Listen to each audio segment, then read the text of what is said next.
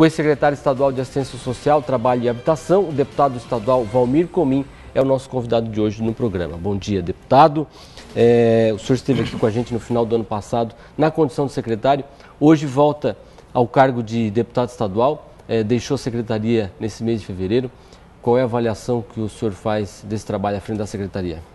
Bom dia, Rafael. Bom dia, telespectador da TV Unisul. Dizer do prazer e da satisfação de poder voltar aqui, né, e falar com você e os telespectadores. Realmente foi um ano e um mês e 4 dias praticamente. Nós assumimos no dia 11 de janeiro de 2017 e sempre tenho dito que agradeço muito a Deus, né, pela oportunidade e o privilégio, depois de 28 anos de vida pública, de poder ter entrado nessa secretaria e perceber na essência o quanto é importante a assistência social na vida das pessoas. Não assistência social do assistencialismo, mas dentro da medida propositiva, aquela onde o Estado se aproxima do cidadão, visualiza os nichos de pobreza, os bolsões, a oportunidade de poder visitar as grotas, né, percorrer os 295 municípios do Estado e verificar as regiões mais vulneráveis, né, que nós temos e poder empreender, né, políticas públicas que possam permear uma condição mais digna de resgate da autoestima do cidadão catarinense. O senhor deixa a secretaria após a troca de governo. O governador Raimundo Colombo se licenciou do cargo, agora o vice-governador Eduardo Moreira é o governador em exercício. Há uma divergência aí histórica dos partidos, mas isso também, de certa maneira, estava programado, essa sua saída, era prevista também essa troca de governo, portanto, o senhor considera também com naturalidade essa mudança?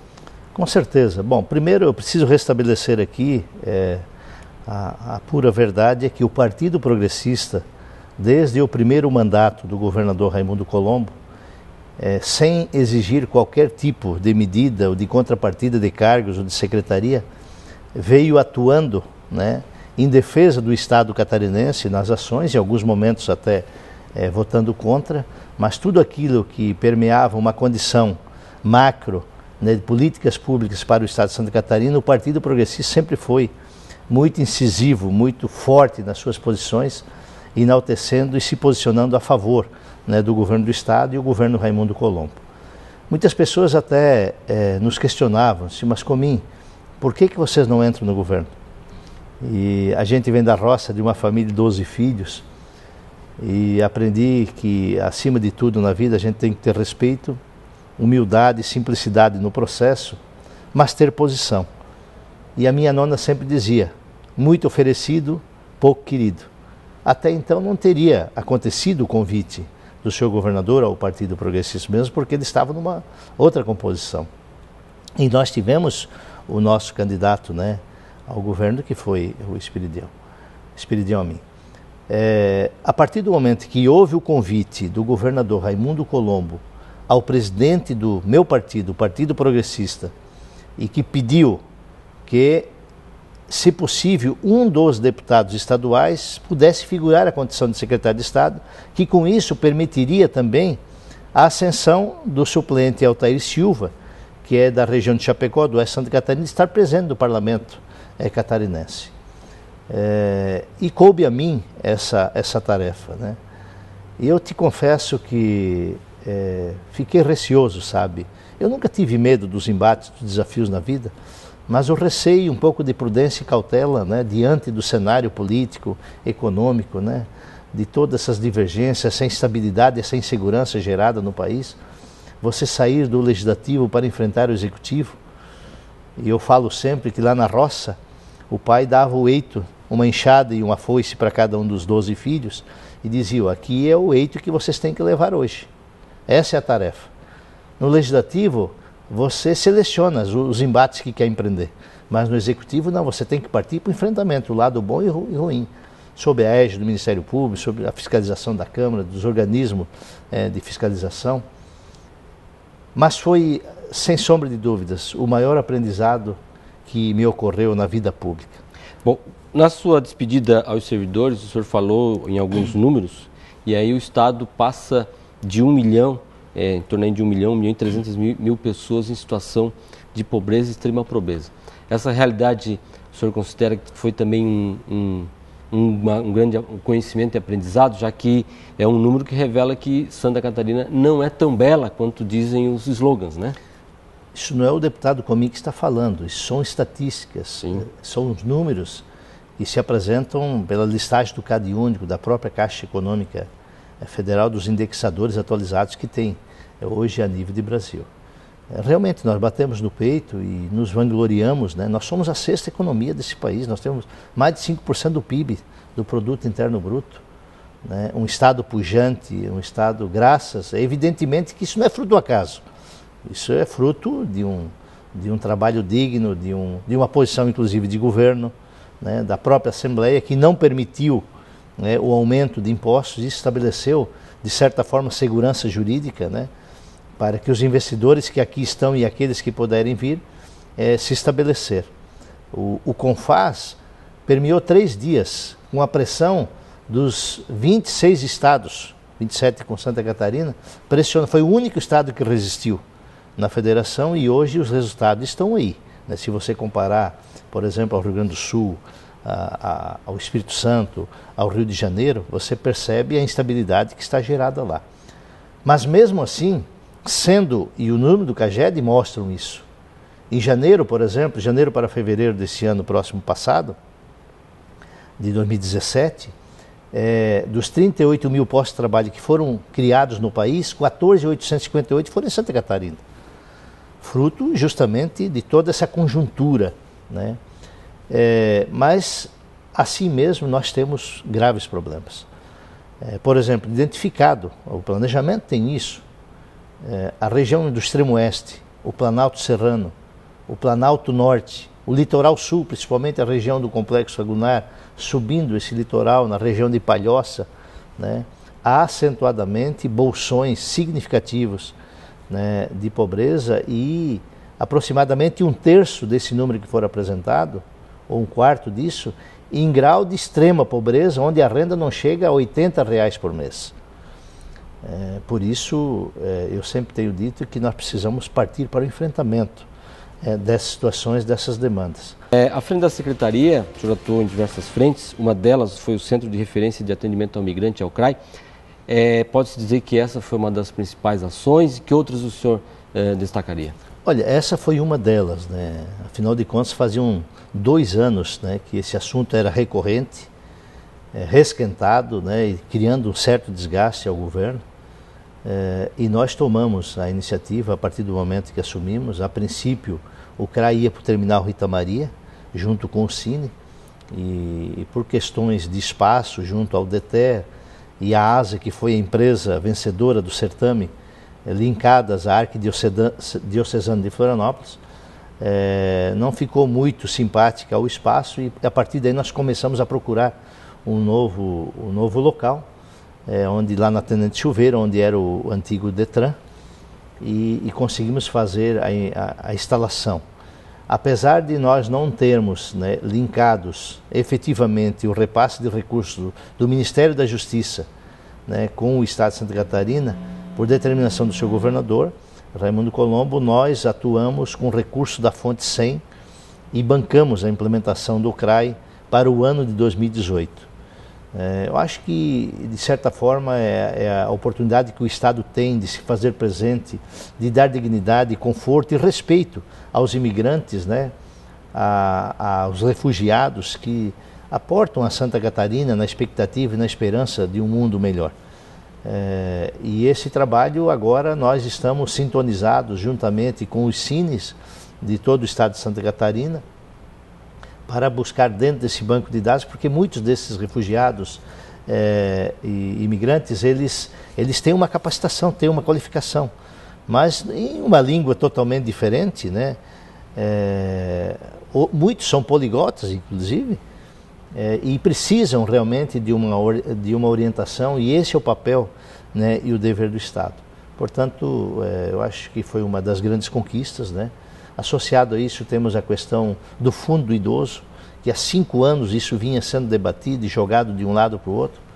E afinal de contas, não precisa ser nenhum bruxo, nenhum expert, para entender de que está havendo a inversão da pirâmide. Todos nós estamos envelhecendo. O que vai ser de mim, por exemplo, tenho 57, vou ser bem mais jovem, mas daqui 20, 30 anos, né? Então está havendo a inversão da pirâmide. Hoje nós estamos com 1 milhão de idosos em Santa Catarina. E é uma estatística progressiva, né? E precisam efetivamente de políticas públicas, né?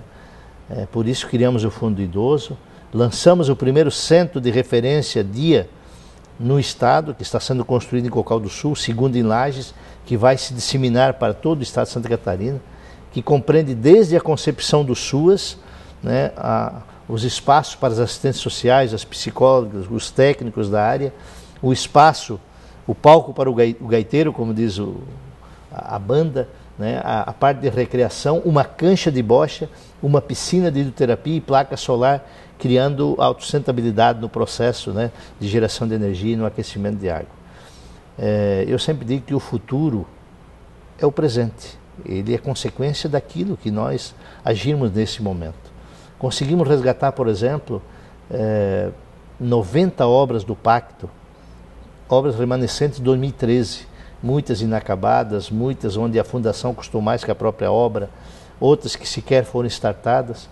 E com o certame dos pregões que fizemos, né, dentro de uma maneira muito clara e transparente e objetiva, nós conseguimos economizar o recurso suficiente para a aquisição de 195 veículos, né, tudo sedã, com direção e ar, que serão destinados aos gestores, respectivamente, em cada município da assistência social.